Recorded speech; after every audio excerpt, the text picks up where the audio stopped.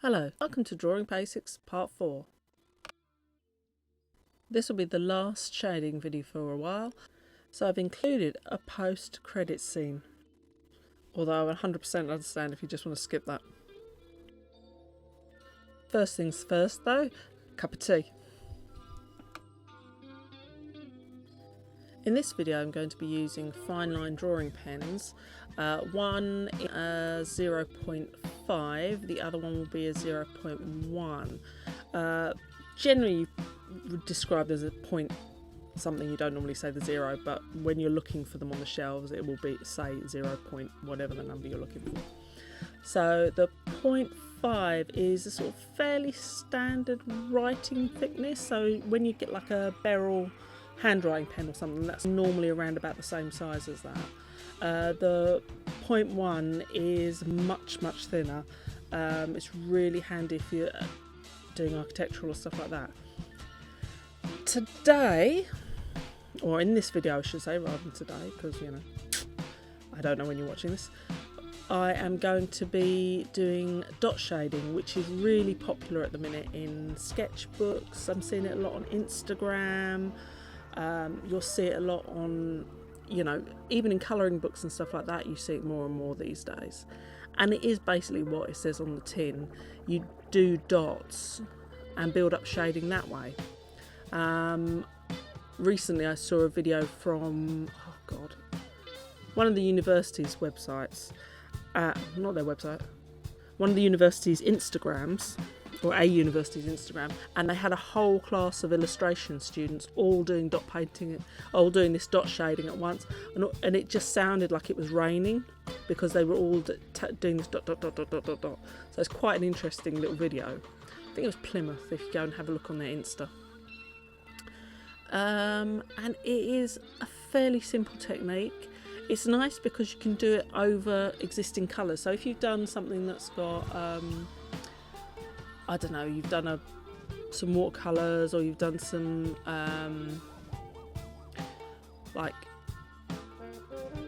felt tip pen work and stuff, and you want to add a bit more shading to it, you can use this quite easily because you can see the colour quite nicely through it.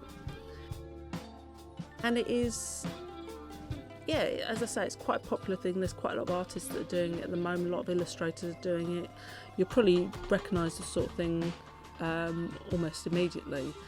And it is one of those things that it's something really simple you can do, but it is really effective when it's done. The disadvantage with this particular technique is that it takes quite a long time to build up the dots. I wouldn't advise it if you've got really bad arthritis or anything like that, or if you've got any sort of wrist injuries, because it will make it you'll probably see me stop every so often here and give my wrist a little rest, because it can be because it's such a small movement, and it's repetitive as well, it can be a little stressful. I wouldn't do more than one image with this particular type of shading in a day, because it is quite uncomfortable after a little while. I'm sure there's a better way of doing it. There's probably someone out there who knows the way of doing it without you getting a sore or crampy hand, but it's worth it, I think, for the look of it, because it does look very cool.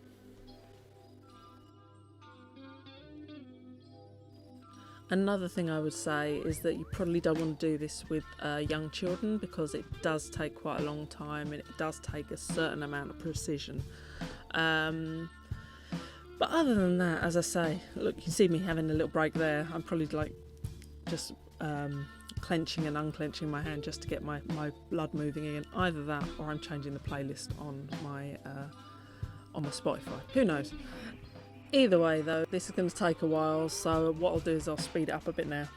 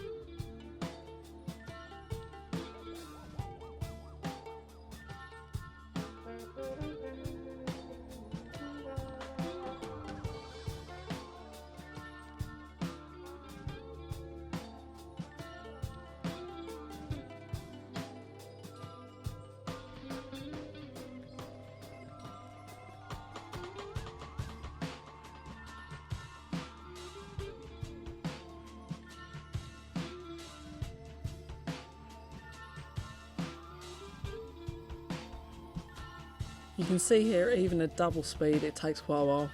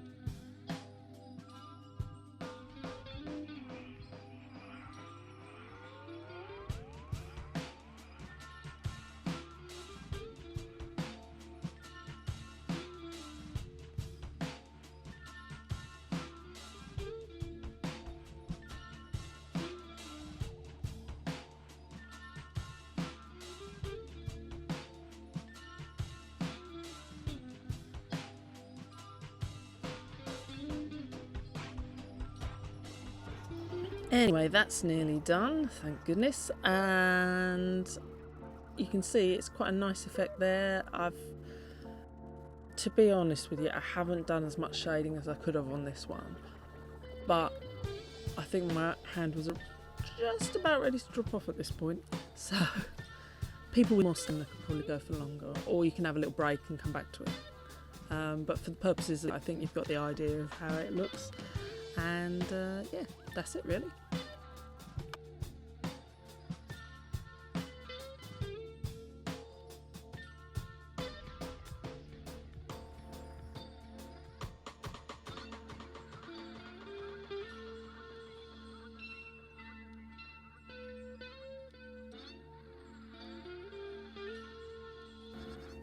In this next bit of shading, I'm going to go for something a little bit more structured than I normally go for. So you'll see what might be considered cheating. I'm going to be using a right angle ruler type thing just to do this one. But obviously we start again with the circle, and I bet you'll be glad when the circles are finished. I have to think of what to do next. If you have any ideas, please leave comments.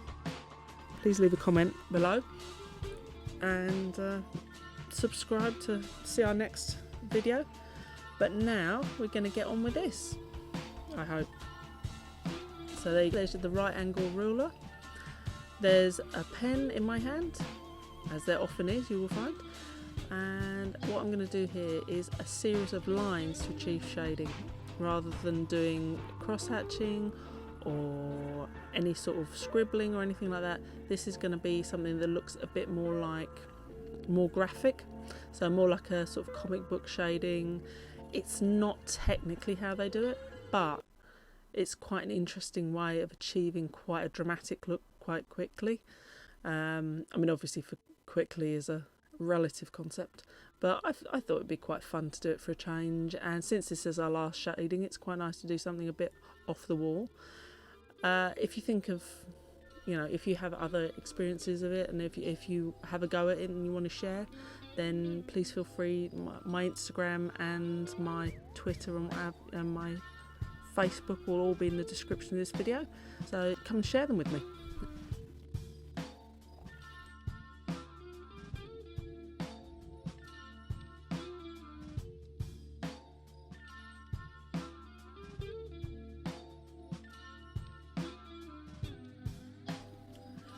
Rewatching this now, I realise this isn't the most exciting looking piece of shading in the world.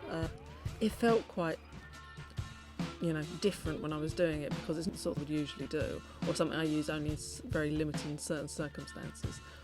but yeah, to watch it's a bit, it seemed like a good idea at the time.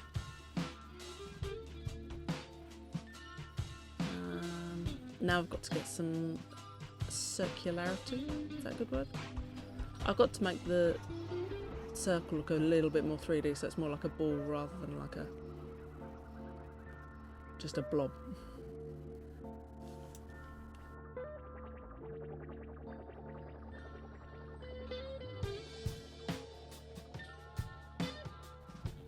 You can see here I'm kind of flicking the lines up because rather than having one thick solid line, I want it to sort of taper out. So if you sort of, rather than press evenly along it, if you're sort of almost flicking it up the side of the ruler or whatever it is you're using as a straight edge, it will make it slightly petered out as it goes up.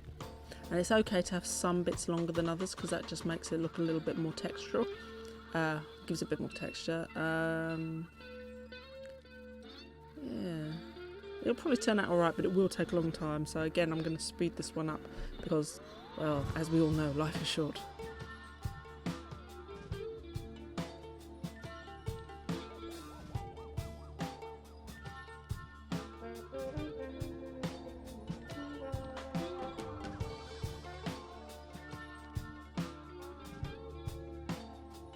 As you can see here, I've started alternating going up and going down. That is just so that the line sort of joining. It gives the illusion of the shadow being on the proper edge of that circle, if that makes sense. So you've got sort of, because I'm trying to get a tapering line, you should have a thinner bit at the end, so you'll have thick shading at the edges of the circle and less thick shading, or thinner shading in the middle, so it should give it a more three-dimensional look. That's the theory anyway.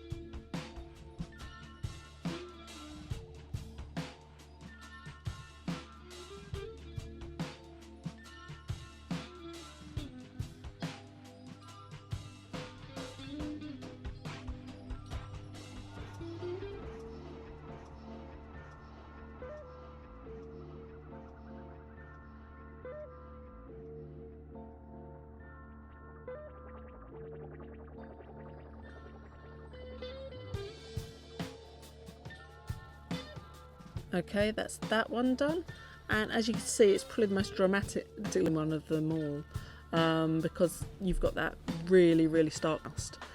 And that's it then. That was our last video of Shady for the moment, and if you hang around until after the credits, then you'll have a little Easter egg to enjoy.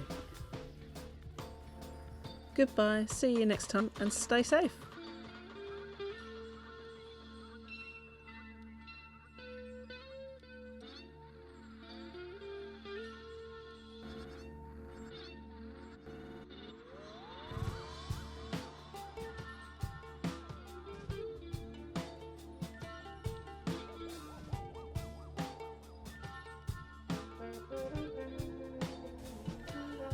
Welcome to a moment that didn't work very well. So between doing the 2B video and doing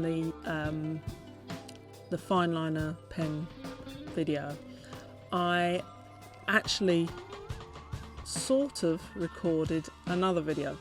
Unfortunately, even though the actual outcomes weren't awful, I can't actually show you the video because I completely didn't record it.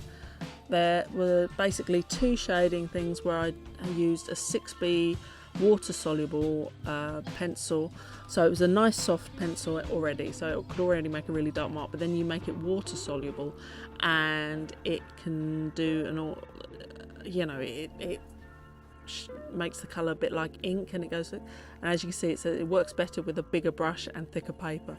So on the copy paper, wet media just really doesn't work, so anything wet just goes straight through. So it soaked through the paper I had and the paper I had to get the paper in the right place on the thing, so I had to abandon it, and I hadn't recorded it anyway. So enjoy the fact that even though I sometimes sound like I know what I'm doing, sometimes I really don't know what I'm doing.